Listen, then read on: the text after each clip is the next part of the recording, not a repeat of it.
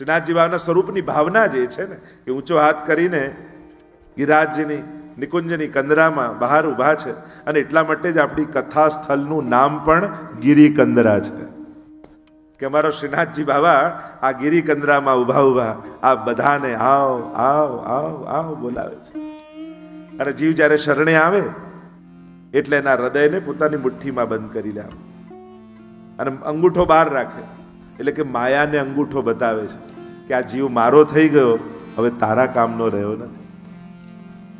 આ શ્રીજીનું આમંત્રણ છે. આ તો સ્વયં શ્રીજી આપણી કથા રૂપે પધાર્યા. અજન્મો જન્મ એની ભાવટ ભાવે, જન્મ જન્માંતરના ફેરાઓ સમાપ્ત થઈ જાય. મુક્તિ એ સહજ ફળ છે, પણ પરમ ફળ તો ભક્તિ છે.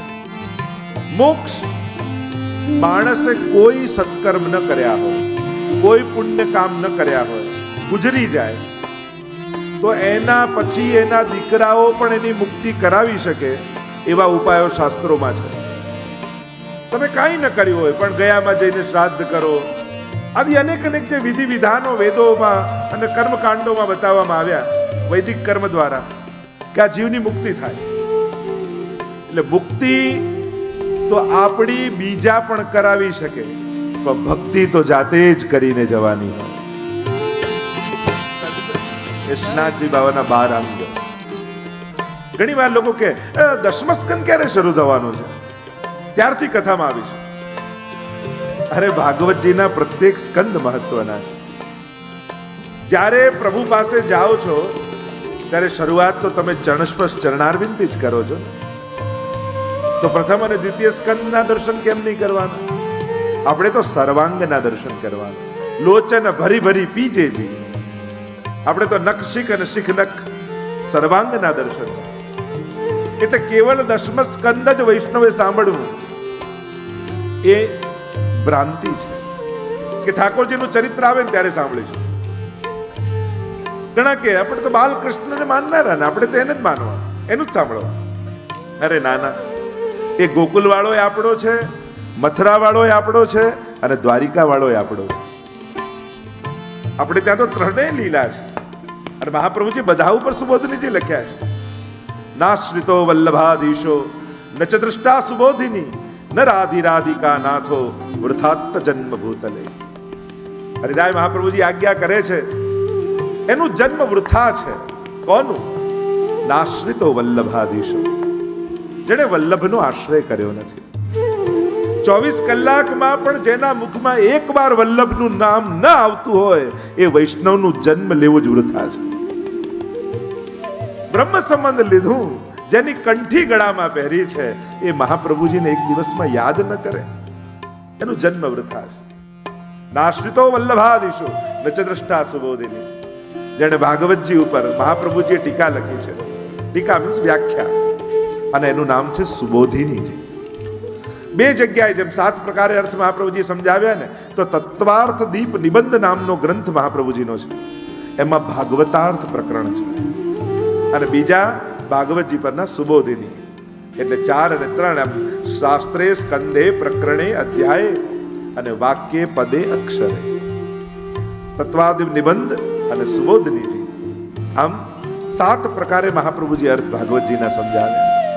ન ચ દ્રષ્ટા સુબોધિની, અરે વાંચી ન શકો, પણ જ્યાં વલ્લભ કુલના મુખે યા પુષ્ટિમાર્ગી શાસ્ત્રીજીના મુખે સુબોધની આધારિત કથા થતી હોય એ સાંભળો તો એ જીવનનું સાફલ્ય છે. ન ચ દ્રષ્ટા સુબોધિની ન રાધિરાધિકા નાથો, જેના ઘરમાં ઠાકોરજી બિરાજતા નથી. અરે પુષ્ટાવતા ડરો છો તો પુષ્ટાવ્યા વગર પણ પધરાવો તો ખરા. ઠાકોરજી વગરનું ઘર વૈષ્ણવનું ન હોવું જોઈએ. ઘરમાં બધા માટે જગ્યા છે. સુવાનો રૂમ જુદો, જમવાનો રૂમ જુદો, ટીવી જોવાનો રૂમ જુદો, રમવાનો રૂમ જુદો, તો પગે લાગવાનો એક રૂમ તો રાખો કે જ્યાં જઈને ક્યાંક 2 હાથ જોડી હું દાસ છું એ આપણને યાદ આવે. ભલે ને ખાનું હોય, એક ખૂણો હોય, પણ જ્યાંથી પસાર થવા માત્રથી ભગવાન યાદ આવી જાય એવો એક ખૂણો ઘરમાં હોવો જોઈએ કે પ્રભુનું સ્મરણ થઈ આવે. એવી તો કોઈ જગ્યા ઘરમાં હોય. કેમ કે જેના ઘરમાં ભગવાન યાદ આવી જગ્યા નથી હોતી ને, એને ઘરની બહાર નીકળે ને ભગવાન પલે પલે પોતાને યાદ અપાવતા હોય છે. કારણ કે એના જીવનમાં પછી વારે ઘડીએ કઈ ને કઈ એવા સંકટો અને વિપત્તિઓ આવે કે એને ક્ષણે ક્ષણે ભગવાન યાદ કરવો પડે કે હવે પ્રભુ તું જ કરનારો છું. તો 12 સ્કંદ ભગવાન ભાગવતજીના દ્વાદશાંગો હિ પુરુષા, એવા પરમાત્મા 335 અધ્યાય, એમાં પણ 2 પ્રકારની ભાષા મહાપ્રભુજી બતાવી. 3 પ્રકાર, લૌકિક, પરમત અને સમાધિ ભાષા, 3 ભાષા ભાગવતજીમાં છે. સમાધિ ભાષાને પ્રમાણ રૂપે મહાપ્રભુજી સ્વીકાર કરે છે. આપણો પુષ્ટિ માર્ગ 4 પાયા ઉપર ઉભો છે અને 4 પાયા છે વેદાહ, શ્રી કૃષ્ણ વાક્યાની, વ્યાસ સૂત્રાણી ચૈવહી, સમાધિ ભાષા વ્યાસસ્ય પ્રમાણમ તચ્ચતુષ્ટયમ. આ 4 મૂળ ગ્રંથો છે, પ્રમાણ ગ્રંથો છે, એટલે કે ઓથેન્ટિક ગ્રંથો છે. આપણી શંકાનું નિવારણ કયા ગ્રંથોને જોઈને કરવાનું, કયા ગ્રંથોના સાર રૂપે સિદ્ધાંત સ્વીકારી જીવવાનું, તો કે આ 4. અને આ 4ની એક વાક્યતા કરીને બતાવે એને આચાર્ય કહેવાય. શ્રી મહાપ્રભુજી આચાર્ય છે. શંકરાચાર્યજી, રામાનુજાચાર્ય, મધ્વાચાર્ય, નિંબાર્કાચાર્ય, જે વેદમાં છે એ જ ગીતાજીમાં, એ જ બ્રહ્મસૂત્રમાં ને એ જ ભાગવતજીમાં છે. એક જ વાતનો વિસ્તાર છે. અહીંયા વિરોધ નથી, વિવિધતા છે, પણ એક વાક્યતા છે.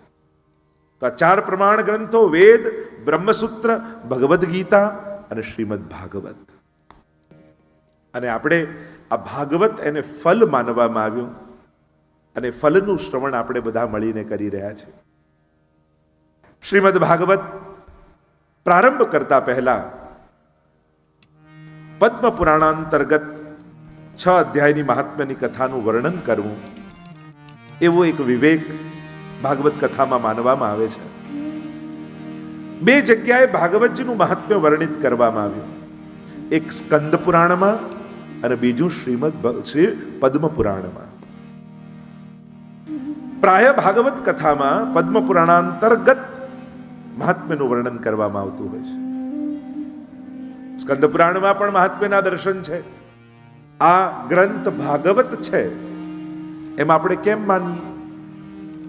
કોઈ આના ઉપર ગીતાજી લાવે, કોઈ વેદ લાવે, કોઈ રામાયણ લાવે ને ઉપર ભાગવતજીનું પુઠ્ઠું ચડાવી દે અને આપણે વાંચીએ અને આપણને લાગે કે આ ભાગવતજી છે, તો આપણે કેમ જાણવું આ ભાગવતજી છે? કેવલ પુઠ્ઠા ઉપરથી કે ના, એના લક્ષણ ઉપરથી. યત્રાધિકૃત્ય ગાયત્રી વર્ણયતે ધર્મ વિસ્તરઃ વૃત્રાસુર વધોપેત તદ ભાગવતમિષ્યતે. એમ કહ્યું, આ ગ્રંથ ભાગવત છે એનું લક્ષણ શું? તો કે જેની શરૂઆત ગાયત્રી મંત્રથી થઈ હોય. યત્રાધિકૃત્ય ગાયત્રી, ગાયત્રી મંત્ર મહાપ્રભુજીએ ગાયત્રી ભાષ્ય લખ્યું છે. મહાપ્રભુજી કહે છે કે ગાયત્રી મંત્ર તો પરબ્રહ્મનો મંત્ર છે. સવિતા શબ્દ આવવાથી લોકોએ દેવીની ભાવના કરી, પણ મૂળ તો જન્માદ્યસ્યતઃ, જન્માદિ કરનારી એ માં તો પરમાત્મા પોતે છે. તો યત્રાધિકૃત્ય ગાયત્રી વર્ણયતે ધર્મ વિસ્તરઃ, જેમાં વિસ્તારથી ધર્મનું વર્ણન હોય, અને વૃત્રાસુર વધોપેત, જેમાં વૃત્રાસુરના વધની કથા હોય, તદ ભાગવતમિષ્યતે. કારણ કે વૃત્રાસુરના વધ દ્વારા ભક્તિનો ભૂતલ પર પ્રચાર થયો, મહાપ્રભુજી કહે છે. જેમ અત્તરનું ઢાંકણું ખુલે અને એની સુગંધ એવી ફેલાય કે તુરંત ખબર પડી જાય સામેવાળા ઊભાને કે આ કયું અત્તર છે, એમ જ્યારે ભાગવતજીના શ્લોકોનું એક ઢાંકણું ખુલે અને એની એવી સુગંધ ફેલાય અને સમજાઈ જાય કે આ તો ભક્તિનો ગ્રંથ છે. 6 અધ્યાયમાં પદ્મ પુરાણાંતર્ગત મહાત્મ્ય. કારણ કે મહાત્મ જ્ઞાન ન થાય ત્યાં સુધી એની જોડે વ્યવહારનો વિવેક નથી આવતો. જેનું મહાત્મ્ય બુદ્ધિમાં સ્થિર ન હોય ને, જેની મહત્તા તમે ન સ્વીકારો, એને મહત્વ ના આપો. એટલે મહત્તા જાણવાથી મહત્વ સ્થાપિત થાય છે. તમારા ઘરમાં કોઈ કે આ બહુ જ કિંમતી હીરો છે, સાચવજો, તમે બહુ સાચવીને રાખો. પણ એની મહત્તા કયા વગર કોઈ મૂકી દે તો ગમે ત્યાં મૂકી આવો. એટલે મહાત્મ્ય સમજાયું. કારણ કે ભક્તિની વ્યાખ્યા જે કરી છે, મહાત્મ જ્ઞાન પૂર્વસ્તુ સુદૃઢ સર્વતોધિક સ્નેહ ઇતિ ભક્તિ.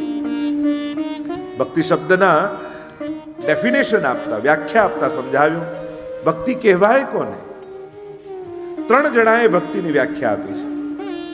સાંડિલ્ય મુનિ, નારદજી અને વ્યાસજી. આ 3 જણાએ ભક્તિ શબ્દને સમજાવ્યો છે. સાંડિલ્ય મુનિએ ભક્તિ શબ્દની વ્યાખ્યા કરતા કહ્યું, સા પરાનુરક્તિ ઈશ્વરે. ઈશ્વરમાં પરમ અનુરક્તિ એ ભક્તિ છે. નારદજીએ ભક્તિની વ્યાખ્યા આપતા કહ્યું, સાતુ અસ્મિન પરમ પ્રેમ રૂપા અમૃત સ્વરૂપા છે.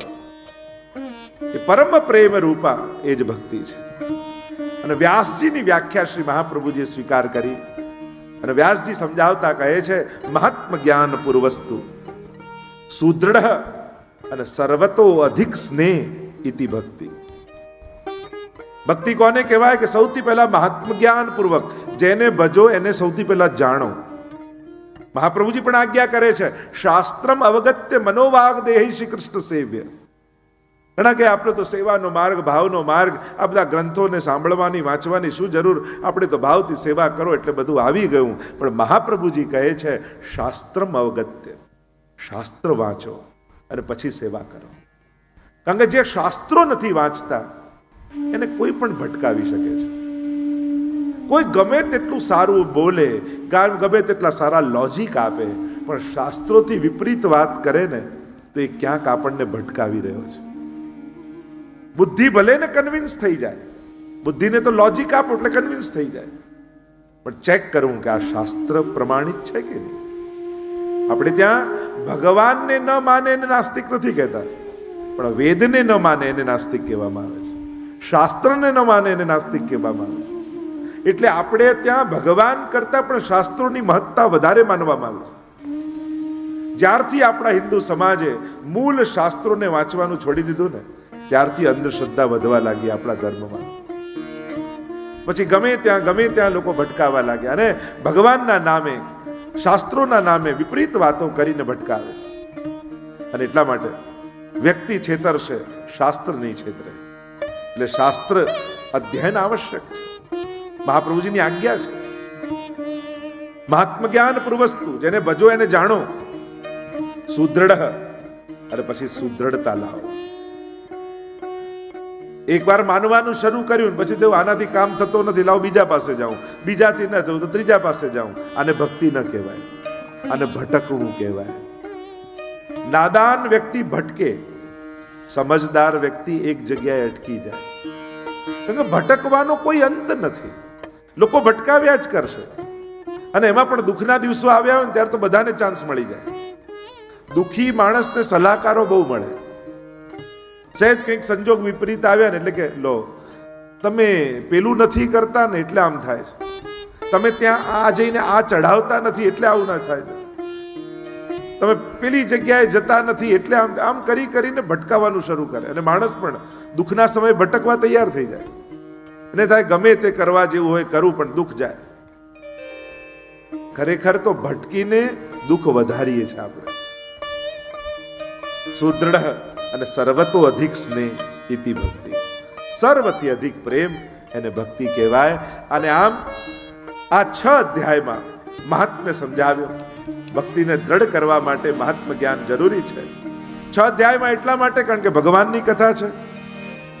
ધન જેની પાસે હોય ધનવાન, યશ જેની પાસે હોય યશવાન, અને ભગ જેની પાસે હોય ભગવાન. ભગ કોને કહેવાય તો કે ઐશ્વર્ય, વીર્ય, યશસ્વી, જ્ઞાન અને વૈરાગ્ય. આ ષટગુણને ભગ કહેવાય છે. અને ભગને જેને ધારણ કર્યા છે એને ભગવાન કહેવાય છે. અને એટલા માટે 6 ગુણ ભગવાનમાં, એટલે 6 અધ્યાયમાં મહાત્મ્યની કથા કહી. આવો પ્રવેશ કરી મહાત્મ્યની કથામાં. 6 અધ્યાયમાં વર્ણિત છે. એમ તો કહેવાય કે આ ભાગવતજીનું મહાત્મ્ય એવું દિવ્ય છે. કેવલ મહાત્મ્યના શ્રવણ માત્રથી ભગવાન તમારા હૃદયમાં આવીને વસી જાય છે.